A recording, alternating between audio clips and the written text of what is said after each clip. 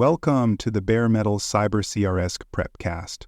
This series helps you prepare for the exam with focused explanations and practical context. Controls are the practical tools used to reduce risk to acceptable levels. In other words, they are the tactical mechanisms that help make risk tolerable. When an organization decides to mitigate risk, controls become the means through which that mitigation is achieved. In other words, controls operationalize mitigation strategy. They make governance real, help ensure compliance with internal and external requirements, and support operational continuity by making risk less disruptive. In other words, controls protect performance and legality. However, not all controls are effective in all situations. Poorly chosen, outdated, or misaligned controls can lead to excessive residual risk and sometimes complete control failure. In other words, bad control choices can increase exposure instead of reducing it. That's why understanding the role, classification, and context of controls is essential for risk professionals. In risk exam questions, you'll often be asked to choose the right control based on a given scenario. In other words, expect to evaluate control effectiveness in light of threat, vulnerability, and business alignment. Your answer must reflect not just any control, but the most suitable one for the threat, vulnerability, and risk tolerance in that context. Controls can be grouped by their function, how they respond to or affect the risk event. In other words, what role they play in the risk response process. Preventive controls are designed to stop unwanted events before they occur. These include multi-factor authentication, firewalls, or segregation of duties. In other words, preventive controls close the door before anything enters. Detective controls are meant to discover or alert when something goes wrong. These include logging systems, alerts, and audit trails. In other words, detective controls recognize when the door was opened. Corrective controls are deployed after the event to restore service or reduce damage. These include data backups, re-imaging infected machines, and triggering incident response protocols. In other words, corrective controls fix the problem after the fact. Most environments require all three: preventive, detective, and corrective layered together to provide full coverage. In other words, no single control function is enough by itself. On the exam, if a breach went undetected for 72 hours, that signals a missing or weak detective control. In other words, the failure wasn't in prevention, it was in recognition. Choosing a control type must reflect the phase of the threat you're addressing.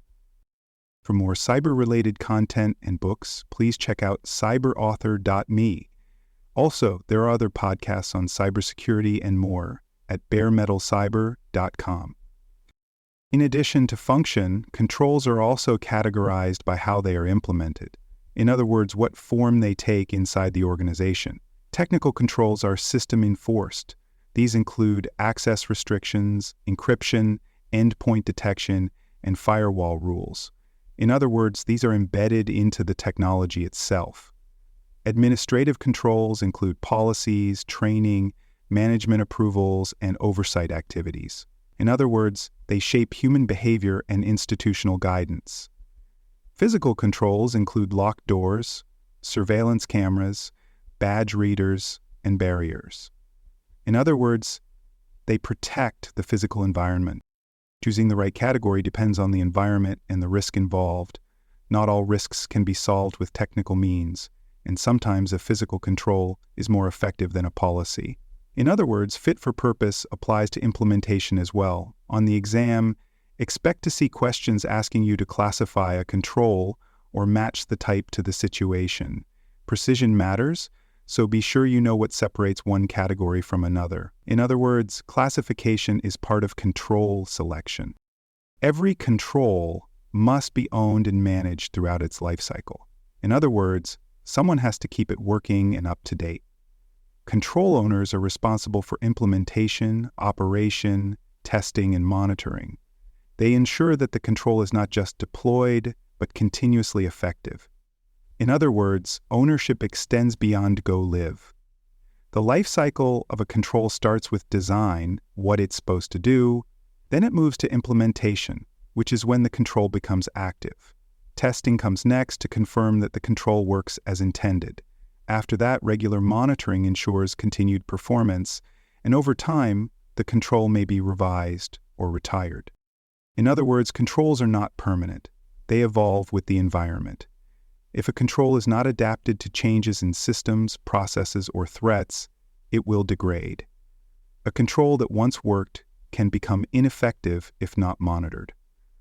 Audits depend on documentation and evidence that controls are being managed correctly. If a control exists but no one checks it, it's a gap. In other words, evidence matters more than presence.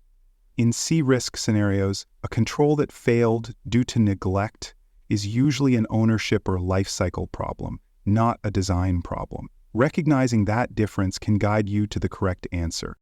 Controls, standards, define what good looks like for the design and operation of controls. In other words, they provide benchmarks for acceptable control practice. For example, NIST, Special Publication 853, is a detailed catalog of information system controls used by U.S. federal agencies and other organizations. ISO/IEC 27001 Annex A provides a comprehensive list of information security controls structured for certification readiness. COBIT, developed by ISAC, it offers a governance-focused model for IT controls that supports enterprise-level alignment. Standards are not prescriptive. They don't tell you exactly how to implement, but they do tell you what elements should be present. In other words, they define the what more than the how. For example, a standard might require logging of user activity, but it won't say what tool you must use. On the exam, you may need to recognize which standard supports a particular control or validate whether a control design meets accepted benchmarks.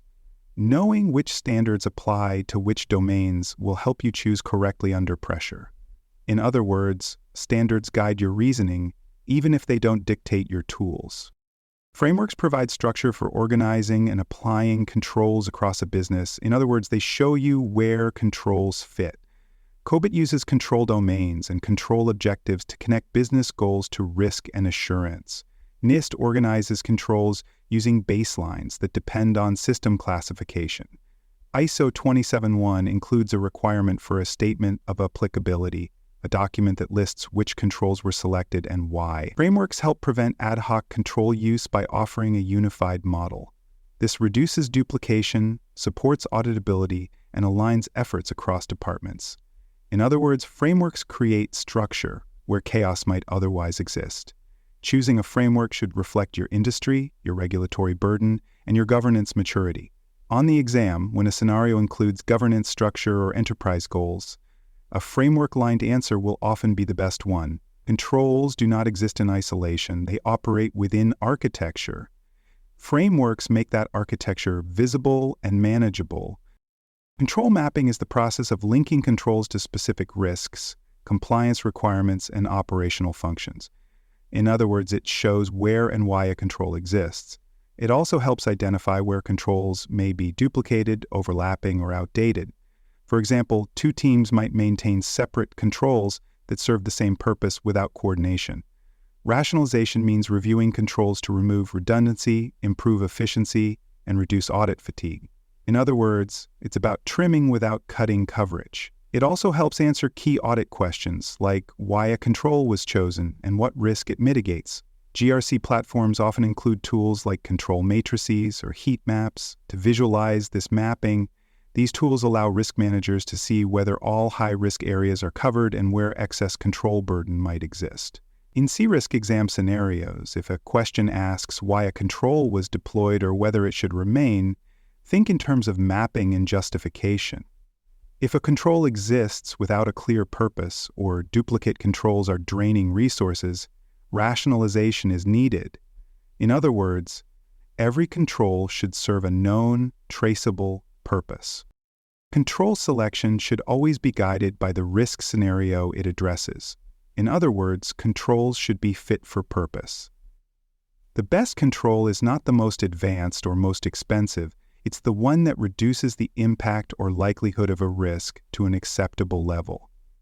When selecting a control, consider how well it aligns with the threat, the vulnerability, and the expected outcome. Also factor in the cost of the control, how complex it is to implement, and whether it will interfere with usability. A great control that frustrates users or slows down business may get disabled or bypassed, making it ineffective. In exam scenarios, when a control fails to reduce the risk, it may not have been appropriate in the first place or may not have been implemented correctly. Good answers will reflect strategic alignment and risk-based thinking, not just technical detail. There are several common pitfalls in control design and application. First, choosing a control for the wrong threat or vulnerability, like implementing antivirus in response to insider fraud. Second, over-engineering controls, building solutions that are too strict or expensive for the level of risk they're meant to address. Third, failing to test or update a control after implementation, leading to silent failure when threats change or systems evolve. Fourth, designing controls that don't integrate into real business workflows, making them hard to follow or easy to ignore. In other words, if a control can't be used, it won't be effective. On the exam, expect to identify which mistake is being made. The right answer will show balanced, practical control design that's linked to the scenario's actual risk exposure. On the CRISC exam, control questions are often phrased around matching the control to the scenario. You may be asked which control best mitigates a specific risk, or what gap a failed control represents. You may also be asked which standard or framework supports a particular control structure, whether ISO, NIST, or COBIT. When asked how to monitor a control, choose answers that include metrics, key control indicators, or audit activities. Correct answers will always reflect risk alignment, contextual fit, and traceability back to a known control framework. Think like a governance-focused risk manager, not just a technical implementer. That mindset will guide you to the right answer when options are close. Thanks for joining us for this episode of the Bare Metal Cyber CRISC Prepcast. For more episodes, tools, and study support, visit us at baremetalcyber.com.